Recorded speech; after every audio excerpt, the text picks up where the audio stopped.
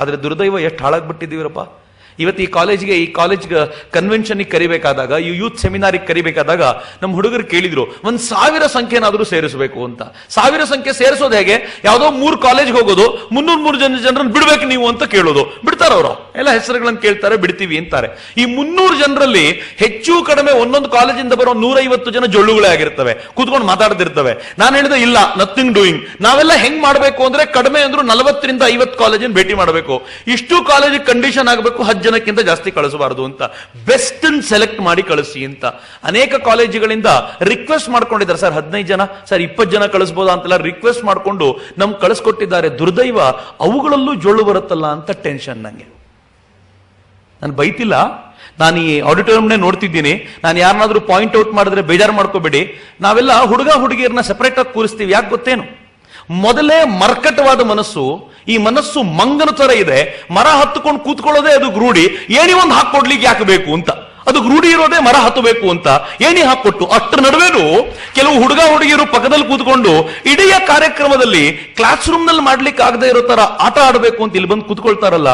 ಹೊಟ್ಟೆ ಉರಿಯಲ್ವೇನ್ರಿ? ಯಾರ ಜೊತೆ ಬಂದು ಕೂತಿರೋದು ನಾವು? ಯಾರ ಬಗ್ಗೆ ಮಾತಾಡಬೇಕು ಅಂತ ಕೂತಿರೋದು? ಯಾವ ಸ್ವಾಮಿ ವಿವೇಕಾನಂದರ ಮುಂದೆ ಕೂತಿದ್ದೀವೋ ಅವನನ್ನ ನರನಾಡಿಯೊಳಗೆ ಹರಿಸ್ಕೊಳ್ಬೇಕು ಅಂತ ಆ ಅರುಣಿಮಾ ಸಿನ್ಹಾ ಹೇಳಬೇಕಾದಾಗ ನನ್ನ ರಕ್ತ ಬೆಚ್ಚಗಾಗ್ತಿತ್ತು. ನಾನು ಅನ್ಕೊಳ್ತಿದ್ದೆ, ಜೀವನದಲ್ಲಿ 34 ವರ್ಷ ಕಳೆದೋಯ್ತು, ಈ ಹೆಣ್ಮಗಳು 26 ವರ್ಷದಲ್ಲಿ ಏನೆಲ್ಲ ಮಾಡ್ಬಿಟ್ಲಲ್ಲಪ್ಪ, ನಮ್ ಜೀವನ ಎಷ್ಟು ವೇಸ್ಟ್ ಆಗೋಯ್ತು ಅಂತ ಕೂತ್ ಜಾಗದಲ್ಲಿ ಅನ್ಕೊಳ್ತಿದ್ದೀನಿ. ಇನ್ನೂ ಬುದ್ಧಿ ಬರ್ಲಿಲ್ವಾ? ಇನ್ನೂ ಬದುಕನ್ನು ಹೀಗೆ ಕಳಿಬೇಕು ಅಂತ ಯೋಚನೆ ಮಾಡ್ತಿದ್ದೀರಾ? ಎಲ್ಲಿದೆ ಬದುಕು? ಯಾತಕ್ಕೋಸ್ಕರ ಹೃದಯ ಕೊಟ್ಟಿರೋದು ಭಗವಂತ? ಹೃದಯ ಕೊಟ್ಟಿರೋದು ಯಾವುದೋ ಒಂದು ಹುಡುಗಿಯನ್ನು ಒಬ್ಬ ಹುಡುಗನನ್ನು ಕೂರಿಸ್ಲಿಕ್ಕೆ ಅಲ್ಲ ಮಿತ್ರರೇ. ಹೃದಯ ಕೊಟ್ಟಿರೋದು ಸಾಕ್ಷಾತ್ ಭಾರತವನ್ನಲ್ಲಿ ತಗೊಂಡು ಕೂರಿಸ್ಕೊಳ್ಳಿ ಅಂತ. ಈ ವಯಸ್ಸಿನಲ್ಲದೆ ಇನ್ಯಾವಾಗ? ಈ ಏಜಿನಲ್ಲದೆ ಇನ್ಯಾವ ಏಜಿನಲ್ಲೂ ಕೂಡ ನಿಮ್ಮನ್ನ ಮೂಸಿ ನೋಡಲ್ಲ ಸಮಾಜ.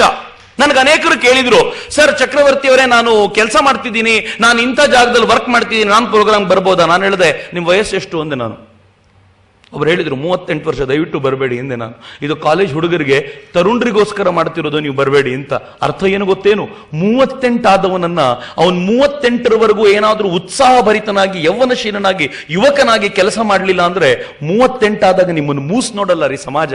ಇವತ್ತು ನಿಮ್ಮನ್ನು ಯಾಕೆ ಕರೆದಿದೀವಿ ಗೊತ್ತೇನು? ನೀವು ತರುಣರು ಅನ್ನೋ ಕಾರಣಕ್ಕೋಸ್ಕರ ಕರೆದಿರೋದು. ಇಲ್ಲಿಂದ 10-12 ವರ್ಷಗಳ ನಂತರ ನಿಮ್ಮನ್ನು ಸಮಾಜ ಮೂಸಿ ನೋಡಲ್ಲ. ಈಗ ನೀವು ಈ ಯೌವನವನ್ನ ಸಮರ್ಥವಾಗಿ ಬಳಸ್ಕೊಳ್ಳಿಲ್ಲ ಅಂತಂದ್ರೆ ನೀವು ಮುಂದೆ ಸಮಾಜಕ್ಕೆ ಹೊರೆಯಾಗ್ತಿರೇ ಹೊರತು ಈ ಸಮಾಜ ನಿಮ್ಮಿಂದೇನು ಬಯಸುವಂತದ್ದೇ ಇಲ್ವಲ್ಲ. ಯೋಚನೆ ಮಾಡಿ, ಎಂತ ಕ್ರೂಷಿಯಲ್ ಪೀರಿಯಡ್ ನಲ್ಲಿ ಇದ್ದೀರಿ. ಅದನ್ನ